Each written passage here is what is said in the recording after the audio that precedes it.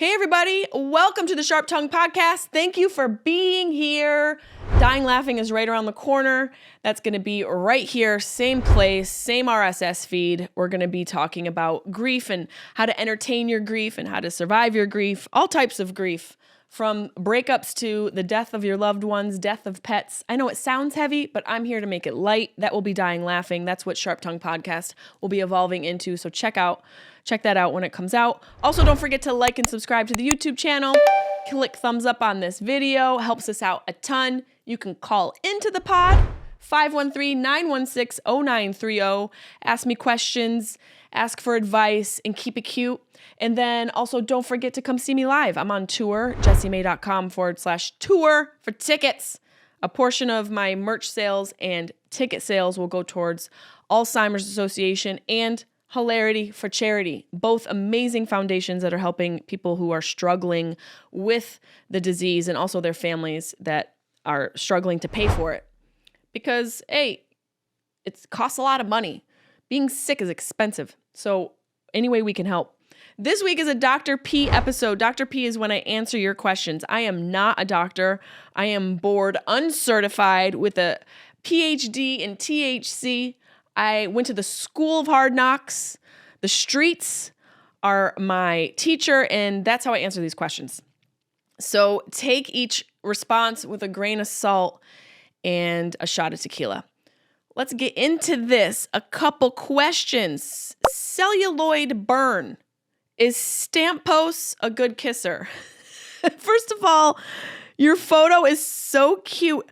I don't know if you're like an older, like a grandma or a grandpa. No offense. It's like babies. At some point, you just can't tell. You look like you might be a really cute grandpa, and then I don't know what's next to you. What is in your photo? I don't know if that's a baby or a doll, but you look so cute, and I love that you said Stamos. I wouldn't know if he's a good kisser. I'm not a homewrecker. The man is married to a beautiful woman, Caitlin Hugh Stamos. I believe she hyphened. You got to hyphenate it. You know, you just got to make a point. When you're that gorgeous and you marry Stamos, you got to just, like, my name's in there as well. I always say this, whenever I get married, some guy is going to become Mr. Peluso. You're going to be Mr. Peluso. You think my dad died for his legacy to die? 4 daughters, that poor bastard. My dad had 4 girls.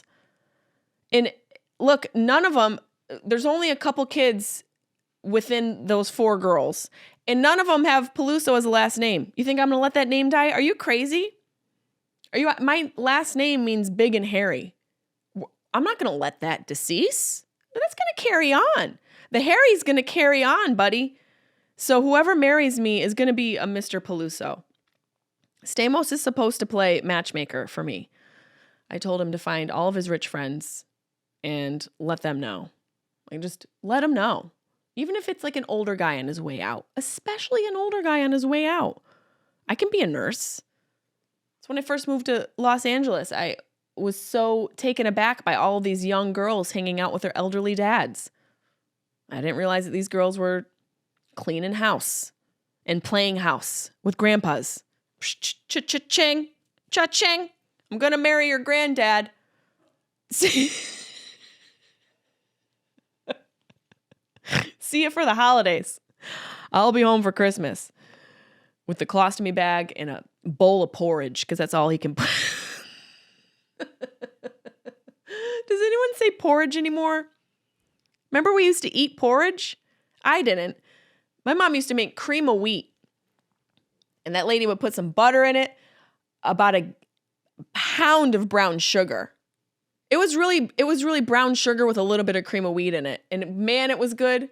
I used to pretend I was sick on snow days just so Nancy would make me some cream of wheat. Does anybody eat that anymore? Oh, God.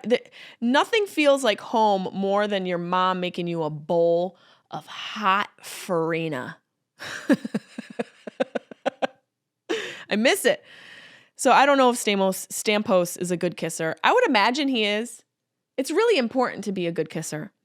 Especially, I can't speak for men, what it feels like for them. I'm a hetero. That's the only way I can give advice, really, is when a man kisses a woman and he knows how to kiss, Bye. Niagara Falls, fella. Figure it out. And I don't need you to lick me. In fact, I'm going to take it a step further. I don't want you to lick me. I don't want you to lick my chin. I don't want you to lick here or here. Mainly because a lot of people don't have really good tongue hygiene. Have you ever looked at someone's tongue? That sucker hangs on to a lot. You talk about people have a hard time letting go. Those taste buds hang on to everything you ate today and last week if you don't clean it. So clean your tongue before you kiss a girl. And I know there's a few guys listening right now who probably never thought about cleaning their tongue. Probably a few people who never thought about cleaning their tongue. You ever smell someone's breath before you see them? You ever smell a fucker before you fucking get an eye shot? It's not a good sign. There's a couple people in this industry who have infamous halitosis and girlfriends. And I ask myself, do you not love yourself? How are you going to make out with that? Also, and I don't know how we got here so fast. If you have halitosis, how do you not taste it? It's a real question. How do you not taste that in your mouth is what I want to know. Okay, let's move on. So celluloid, burn. I don't know if Stamos is a good kisser. I would imagine because of how gorgeous his wife is. She's probably very happy. He's a talented man, and I'm sure those talents don't stop at the mouth, is what I'll tell you. That's my guess. Bun Mom, love the name. I don't have a question, but your show last night was amazing. I was at your show last night, and it was amazing. This is someone from the Kansas City show. We did have a lot of fun in Kansas City. They laughed at everything. I love going to parts of the country where there's a mix of, I guess, more of a political spectrum. Because to me, we don't really talk about politics on this podcast. I feel like in the middle is the sweet spot. And it feels like Kansas because it quite literally is in the middle of the country. And this particular part of Kansas had a mixed bag of people and everyone was able to laugh at themselves. So that's probably why we had such a good time. We had another situation. I don't know if I told you about the time I did a show and someone's alarm went off and I said it was a diabetes alarm. We talked about that before, didn't we? Yeah. That was in Raleigh, North Carolina at the Improv there. And I just made the joke. Someone's alarm went off and I was like, take your diabetes medication. And then the table of women were howling. And I'm like, what's the problem? They were like, it was her diabetes alarm. I'm a witch. What do you want from me? I'm a witch at that point. So in Kansas, I'm chilling and I'm on stage and I hear beep, beep, beep, beep, an alarm go off.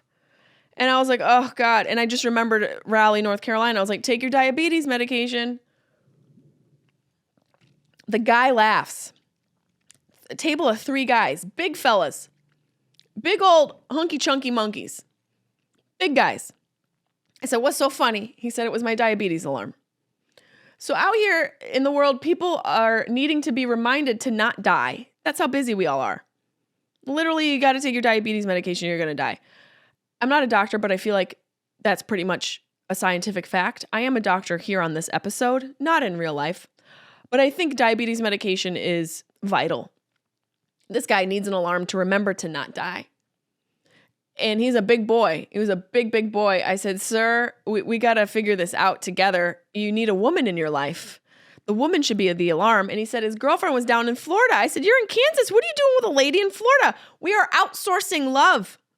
There's so many dynamics in the world right now. No wonder we're going nuts. This guy's got diabetes because he can't lay off the crow nuts. And he wants love, but he can't find love. Not one person? There's not one person in Kansas? You're going to outsource that? That seems very complicated. I almost wonder, do we sometimes overcomplicate our relationships in a form of self-sabotage so that when they don't work out, we can go, see? We almost set ourselves up in a way that things don't work out because we're afraid of that. We're afraid of actually succeeding, or we don't believe we can succeed. So we set up certain scenarios where it's doomed. I'm not saying this diabetic can't find love in Florida. Obviously, he found love in Florida. Kyle, I think his name was Kyle, Josh, and Brian. Big guys. Big fellas. I'm not saying he can't find love. I'm just saying maybe if he's so busy he's forgetting and forgetful of his diabetes medication, you might need a lady closer. Might need a woman closer. You know, like how ladies pack the lunch for the guys. Pack a little lunch. I would put one of those old school alarms like in his jacket pocket. You know those ones you'd have to like wind up and it's got the like a little, you put it on the nightstand next to you. It's like the clock from Beauty and the Beast. I'd put one of those in his jacket pocket. Those are loud. That'd probably scare the diabetes right out of his blood. I'm not a doctor, but it's possible. So thank you, Bun Mom. We had a great time. They were big guys. And it made me think about like evolution and how men work these jobs that aren't necessarily intense labor. They're not really like these laborious jobs where they're having to lift heavy stuff. Some guys do. There's construction and there are some of these warehouse jobs and, packaging centers where they have to lift heavy boxes. But those are still industrialized labor. I'm talking about nature labor, otherwise known as nature. I'm talking about natural labor, like out in the woods lifting tree trunks. I don't know why we'd need that. Obviously, it's not as productive as a machine doing it, but men used to be the machine. And there's got to be a part of men that struggle with that. You know, because I looked at this table at Kyle, who was I believe he worked at a car dealership. There was Josh, who worked in IT, and Brian worked in investments. And I thought, are you guys satisfied with that? Don't you want to be out lifting lumber? There's got to be a part of men that wish they could still, I don't know, like get a saber-toothed tiger in a vice grip.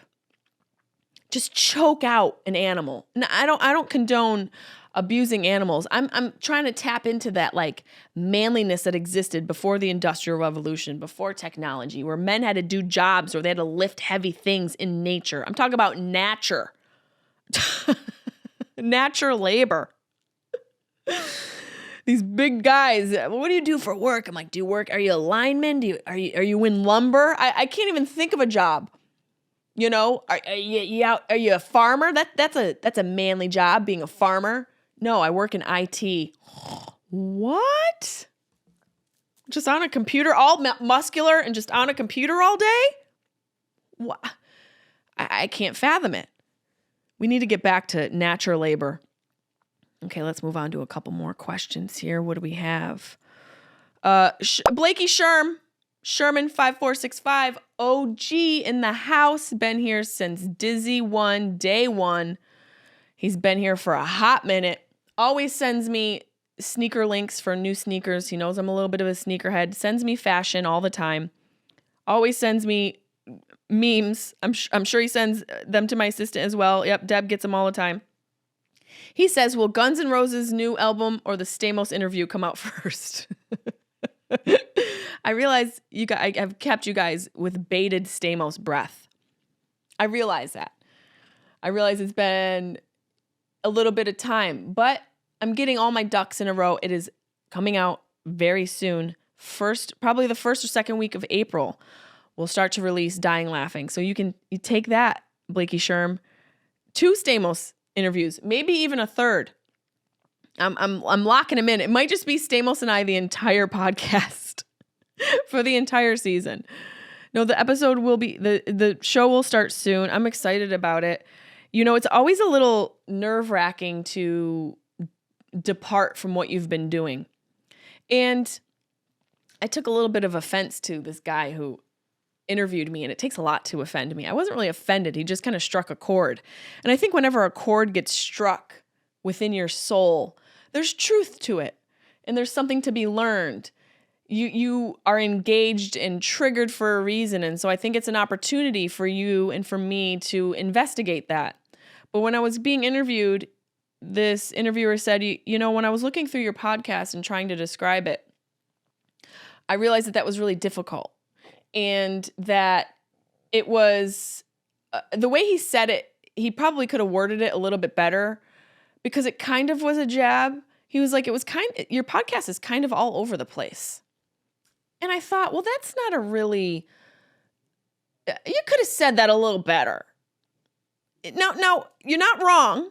We talk about a lot on this podcast. Talk about a lot of different things. The road and relationships and dealing with death and all of these, every facet of life, I think we've pretty much covered on this podcast. He's not wrong. But to kind of like dismiss it as something that's a little chaotic struck me. And I thought, what's this revealing in me? And I thought, yeah, okay, so maybe it's unfocused. Maybe it's a little unfocused. But when I set off to do Sharp Tongue, I was told to just start talking by my agents when I was at Super Artists. Rich Super, Justin Edbrook, who's still my agent. He's been my agent for over 10 years. He said, just start recording. And I did that. And to me, I don't think it's unfocused as much as it's been like a diary for me. It's been more for me than anything. A documentation of what my life has been like. And it'll be there for me to go back and listen to. And the fact that I have family on there and friends and people who I look up to means something to me. But that's probably why, and one of the reasons why I wanted to move it into a more focused conversation. That's why Dying Laughing has come about. So I say to that guy, find a better way to talk to people. And maybe I was also in my luteal phase. Okay? Maybe I was also in my luteal phase. Let's see, what else do we have here? We have a couple more questions. Cynthia Rods. How you doing, Cynthia? You're cute. Best advice for someone who got broken up with recently and he's still reaching out every day. Oh, the old breakup reach around. How convenient is that? You broke up and he's still reaching out every day. Now, it's problematic for me. It's a little problematic for me because when you break up, obviously it's difficult. You know, there's still emotion. There's still anger. There's probably resentment. And there's a lot of reasons why people reach out after you break up in a relationship. Regret, needing closure, loneliness, wanting validation, curiosity, wanting to know what the other person is doing. And not that any of those are wrong, but all of it, to me, is kind of wrong because of how I view relationships. I'm not saying you should just cut the cord, rip it apart, and never talk to the person again. But if you want to heal, you have to kind of step back. If you're going to break up, you kind of got to step back because it feels a little selfish to continue to reach out to someone, especially if this guy broke up with you. Now, you said you got broken up with recently and he's still reaching out. I don't think that's okay. So you want to have your cake and eat it too? And guess what? The cake isn't available anymore. The cake is no longer for purchase. In fact, the cake is out. It's like when you walk into a bakery and you're so hungry and you told yourself, I'm not going to have any cake. I'm not going to have cake, and the cake's right there. That's what the cake looks like. The cake is beautiful. It was freshly baked, and you're not going to have any of it. In fact, I don't even want you to look at the cake. So a part of me believes in, and this might be harsh, this might be a little rigid. I realize that. I think you should block and not talk to the person, especially if you're going to break up with them, but especially if you're the one that got broken up with. You have to protect your sanity, girl. You have to take back some control. You have to step back into your energy, and you have to regain some of your own independence. And that he doesn't get any access to anymore. I think when you break up, you really have to adjust your accessibility for your own good, not out of spite, not out of an attempt to play games, not in a desire to further hurt the other person. But there is a little bit of something on the other side of a breakup where self-preservation is vital for your healing process. And if this guy continually reaches out to you, think about that.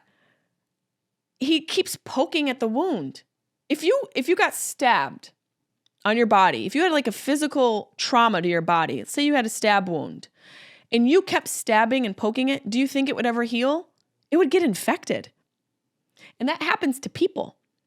People are just as delicate emotionally as they are physically. And anyone who denies that just is in denial, especially men. And this is probably why he's reaching out, because he's hurt and he's worried that he made the wrong choice. And he still wants access to you to validate his insecurity and to validate his, ability to feel good about himself and to feel secure. But I doubt any of it has to do with making sure you're okay. I could be wrong. I'm probably not. Why did he break up with you?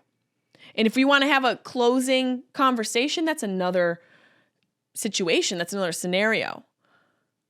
Sometimes the best closure is silence. And that's why when I break up or when I go through breakups, I step back. I step all the way back. I get back into my energy. I get back into my space. I reset myself. And, I found this good article on Reddit about it because I wanted to really dig into this. And they talked about intermittent reinforcement.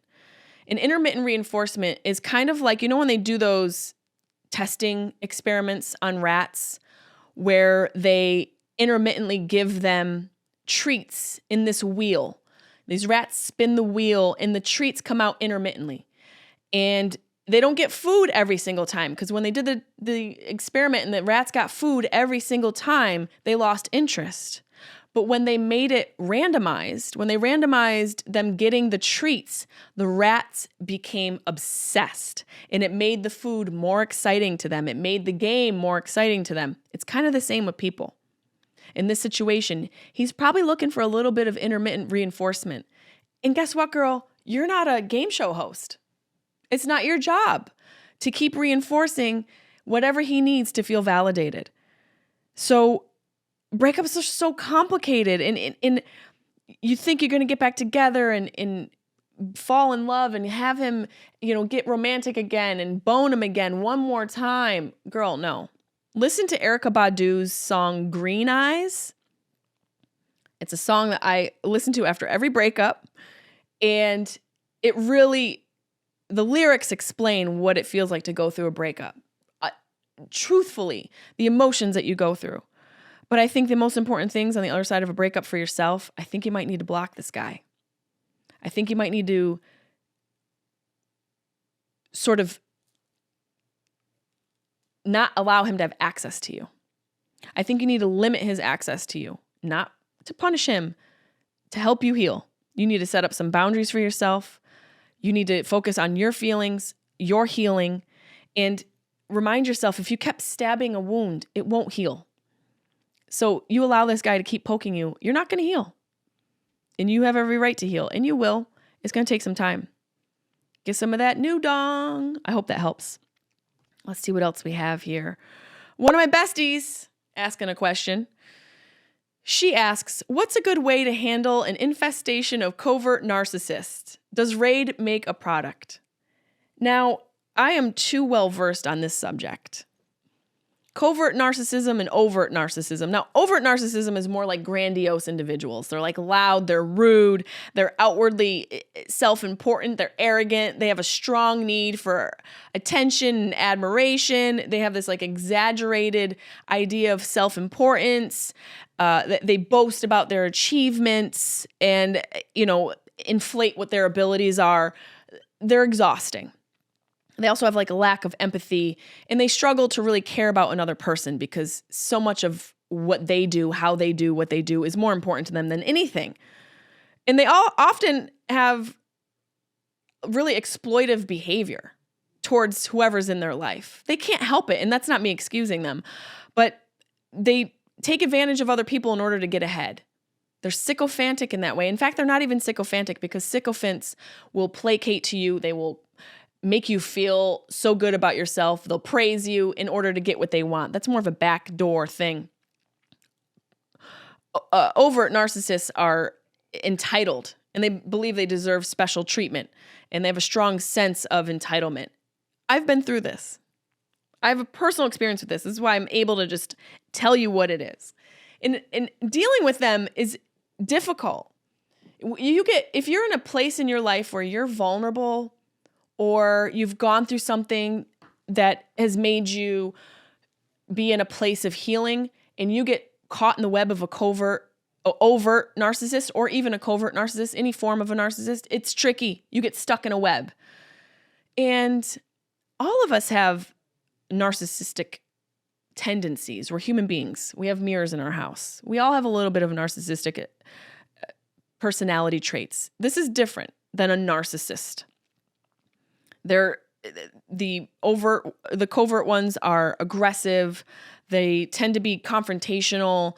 They're loud, assertive. They like to be the center of attention. They're a little bit easier to identify. And now covert narcissists are like, they're more subtle. They're more indirect. They play more manipulative games. They come off like they're shy and they're withdrawn, but they still have a strong need for validation, and they still will destroy people. They can be passive aggressive, and they use passive aggressive tactics to get control, to manipulate people.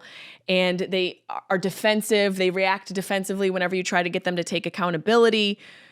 They have also a strong need for validation, constantly needing to be told how amazing they are, always seeking reassurance outside of themselves. These people are exhausting. And you know me, I'm all live and let live. I live from my heart.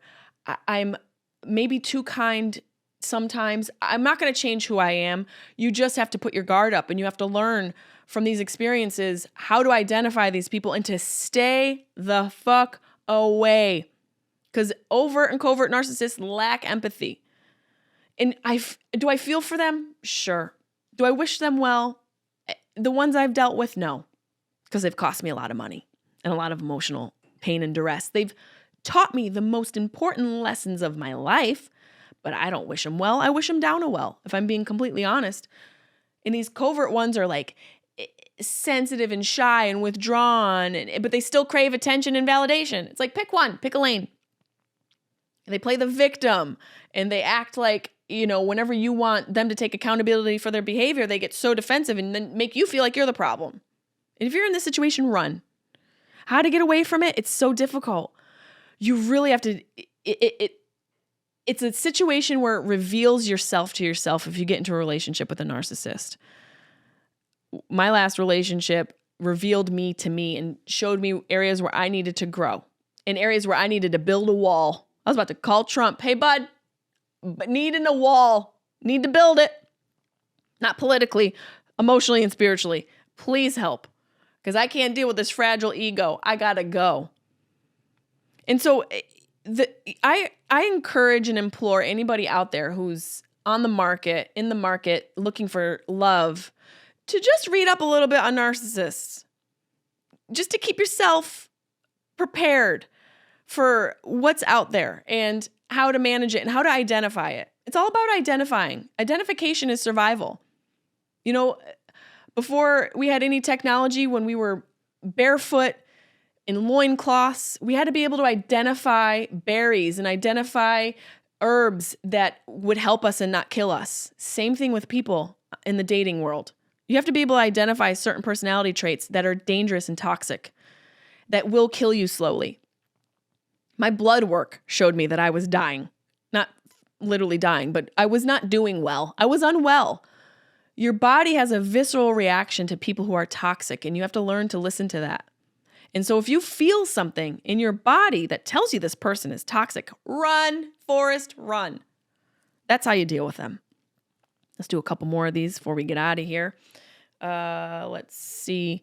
DPK126. Is it okay to live together and not be married? We have been together 6 years, co-inhabiting. You're living in sin. I think it's fine to not be married. It's all about what you want in life. I feel like marriage, I guess the downsides are like legal and financial implications of not being married and weighing those benefits. Does it make more sense financially? Would we have more, tax benefits if we were married? But, unmarried people just might not have the same legal protection as married couples. So if you're looking at it from a contract, maybe, is there property to discuss? Are there inheritances or healthcare? Would healthcare make more sense? In the relationship challenges of being together is like, you have to make sure you're compatible. So if you're living together for 6 years and you guys are compatible and it's good, why not get married? Why not do the thing? You know, I've never been a girl who always dreamed about and looked forward to being married. But now in my life, yeah, I think it would be really sweet to find my guy and to wear the dress and walk down the aisle and do the thing. Like there's so many milestones in our life and in our lives that are these beautiful markers, these moments along the spectrum, the entirety of our lifetime that give us some perspective. So to be able to be married, it's a moment in your life. Have the wedding, get married, take the photos, put the photos in the frame, put the frame up, smash the frame when you get divorced. You never know what's going to happen in life. I think as long as you're just living it and being in the moment as well as planning and realizing that you owe yourself the full experience of life, get married. Sure, the divorce rates are higher. And a lot of studies show that couples who cohabit and live together before marriage have a slightly higher risk of divorce. So maybe don't get married. I've said this before in a podcast. I think, Deb, I've talked about getting married and having 2 houses. Get married and have 2 houses. Buy a plot of land, build a tiny house, 2 tiny houses, and maybe like a shared atrium. And that's where you can have a kitchen there, a bed, like another little living space where you can cohabitate and be together and fork and eat from forks and bone and get all the beautiful juices flowing emotionally, physically, and spiritually, and then go to your separate rooms. I don't want to hear you snore. If you've got to plug a machine into the wall before you go to bed, I'm going to go. I'm going to go. I'm sorry you have sleep apnea, but I don't want to sleep with a robot. I'm terrified. How do I know you're not going to murder me with that machine before the end of the night?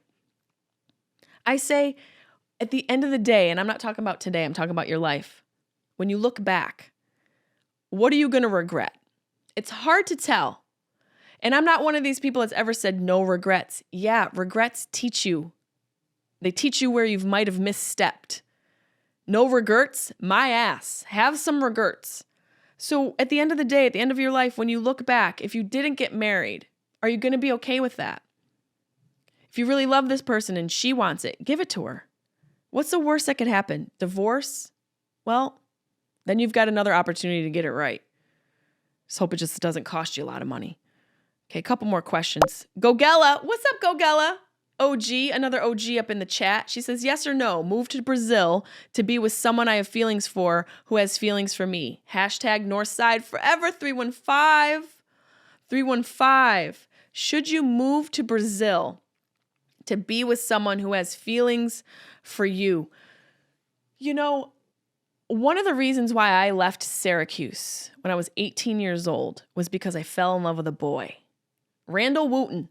I can say his name. We're still friends. Great guy. One of the greatest guys. I left the city for him. I left the city, big city of Syracuse, New York. And I moved to Boston. I was 18 years old. My mom was so heartbroken. My mom was so sad. Everyone was sad. It was 5 hours away from my hometown. I decided I didn't want to go to college and I moved for a boy. And I lived there and we were in love for 4 years. And it essentially was a thing that got me out of the nest and made me become a young woman in a lot of ways. You know, and I've always been the person who has made movements and steps in her life from my gut and my heart. My head, I've listened to last. There's probably a few times where I should have listened to my head first, but I have a strong connection to my gut and my heart, and they've always guided me. And like I said, there's probably some regrets in there along the way. But when it comes to big decisions, moves, and relationships and taking risks, I think we have to make the big leap. I think we have to make the jump. What is life for, if not to leap off of the metaphorical mountain, if you will? Take a jump off of that bitch. Open up your parachute and see where you land. You're never going to know. The biggest regret I think we have in life is not making the decision or taking the risk or taking the opportunity. You can always pivot, but you can't recreate the moment that allows you to make the decision that you didn't make in the first place. You can't go back.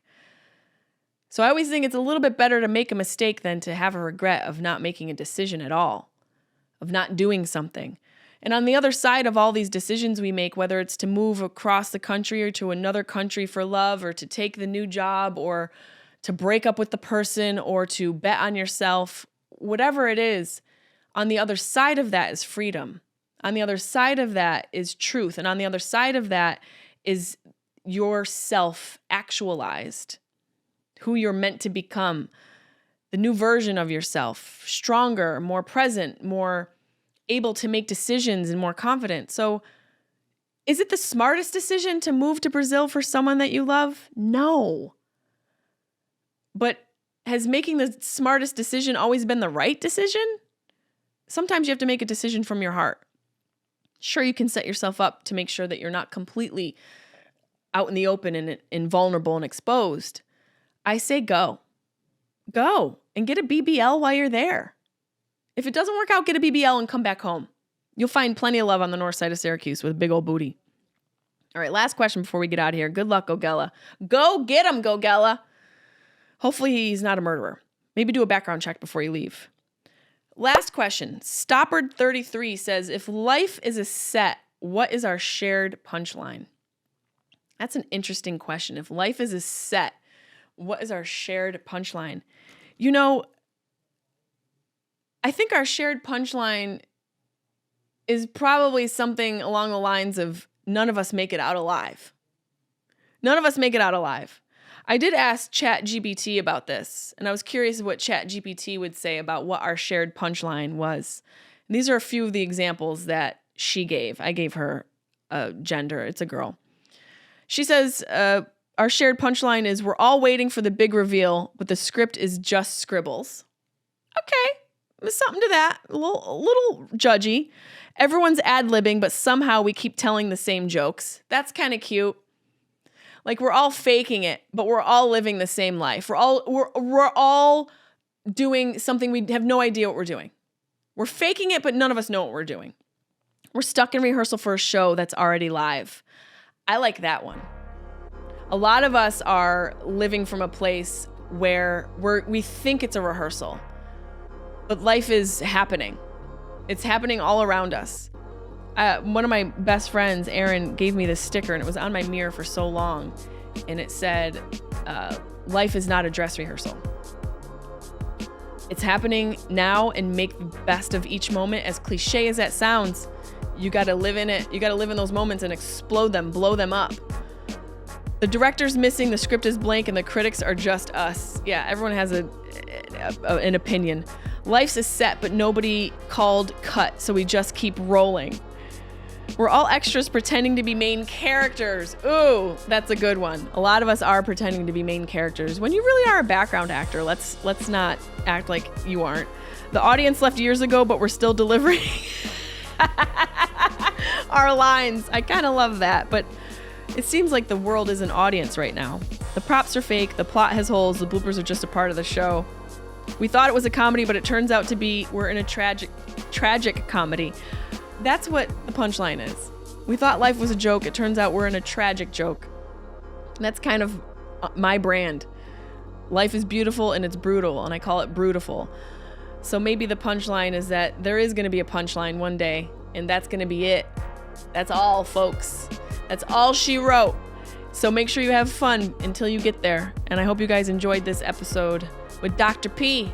Signing off. Love ya.